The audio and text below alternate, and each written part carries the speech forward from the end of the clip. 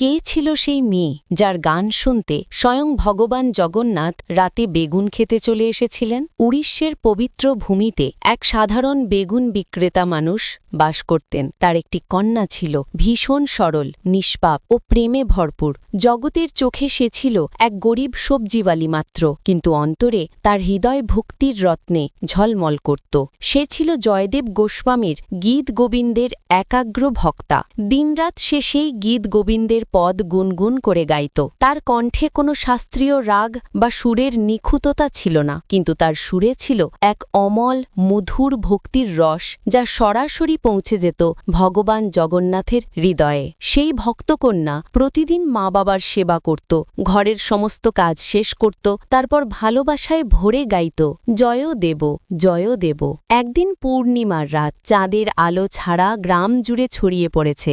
বাবা তাকে ডেকে বললেন, মা, চাঁদনি খুব উজ্জ্বল, বাগানটা এখনো আলোয় ভেসে আছে, যাও কিছু বেগুন তুলে আনো, ভোরে বাজারে নিয়ে যেতে হবে। মেয়েটি ঘুম জড়ানো চোখে উঠল, কিন্তু ঠোঁটে তখনও সেই ভক্তিগীতি। সে গেল বেগুন খেতে, চাঁদের আলোয় গুনগুন করে গান গাইতে গাইতে বেগুন তুলতে লাগল। তার কণ্ঠের প্রতিটি শব্দে ছিল প্রেমের ঝর্ণা, আর সেই প্রেমই টেনে আনল স্বয়ং ভগবান জগন্নাথকে। তিনি তার দ্যুতিময় রূপে উপস্থিত হলেন সেই ক্ষেতে। ভক্তকন্যার পেছনে পেছনে নাচতে লাগলেন যেন এক প্রেমমগ্ন বালক। তার পীতাম্বরের সুতোগুলো বেগুন গাছের কাঁটায় জড়িয়ে গেল, কিন্তু তার কোনো হুঁশ ছিল না। ভক্তি আর প্রেমের মদে দুজনেই মুশগুল হয়ে গেলেন। ভক্ত আর ভগবান একে অপরের প্রেমে হারিয়ে গেলেন। পরের দিন সকালে জগন্নাথ মন্দিরের দ্বার খুললে দেখা গেল ভগবানের নতুন পীতাম্বর ছিঁড়ে গেছে।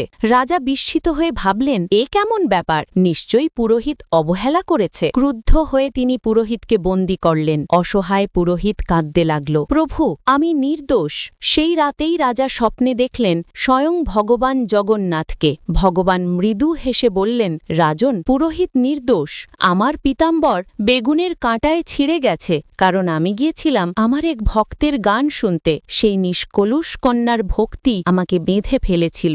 পরের দিন ভোরে রাজা নিজে গেলেন সেই ক্ষেতের দিকে। দেখলেন সতী বেগুন গাছের কাঁটায় লেপটে আছে পীতাম্বরের সোনালি সুতার টুকরো। রাজা অভিভূত হয়ে কেঁদে ফেললেন। তিনি পুরোহিতকে শ্রদ্ধার সঙ্গে মুক্ত করলেন আর প্রতিজ্ঞা করলেন, আজ থেকে প্রতিদিন জগন্নাথ মন্দিরে গীত গোবিন্দ পাঠ হবে। সেই দিন থেকে জগন্নাথ দেবের মঙ্গল আরতিতে গুনগুন করে বেজে উঠল জয়দেবের পদ। সেই প্রেমময় নিষ্কলুষ ভক্তকন্যার স্মৃতিতে, যার সরল গানে স্বয়ং ভগবান পৃথিবীতে নেমে এসেছিলেন। জয় জগন্নাথ।